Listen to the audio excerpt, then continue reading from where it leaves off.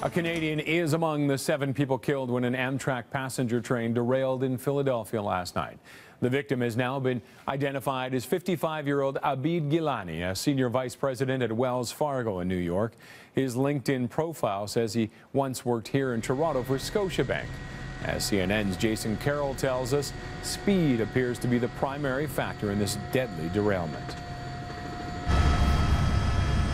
The mangled wreckage of Amtrak train 188 still strewn on the tracks. The event data recorder recovered from the train's first car has already revealed the train was traveling at least twice as fast as it should have been, 106 miles per hour, as it entered the corner where it derailed late Tuesday.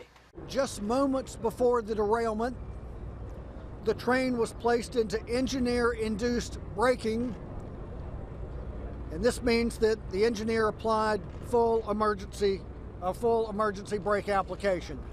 The train was traveling at approximately 106 miles per hour. 3 seconds later, when the data to the recorders terminated, the train speed was 102 miles per hour. The train, scheduled to leave Philadelphia's Union Station at 9:10 Tuesday night, derailed about 10 minutes later at 9:21. Passengers say it felt like the train was going too fast as it headed into a left-hand turn, then chaos. They were thrown out of their seats. One girl slammed into one of the seats. There are a lot of fractures, arms, shoulders, all kinds of fractures. I could see the blood on people's faces. They can't move. Their knees were out. So I just tried to do my best and help people get out of that car because it was smoking. Surveillance video shows a flash, the moment of the crash. Mary Rowe lives near the site and initially thought the bright light was lightning. My entire room lit up. It was that bright.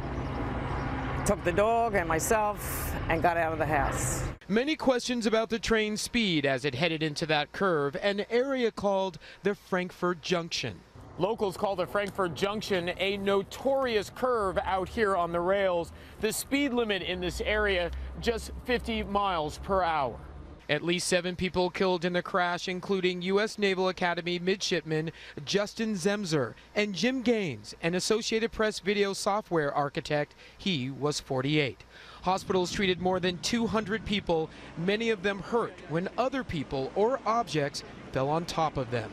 This huge red suitcase just came flying at me. Our train was actually on its side, so it pushed me onto the side of the train. It hit my chest. I think I have a few fractured ribs.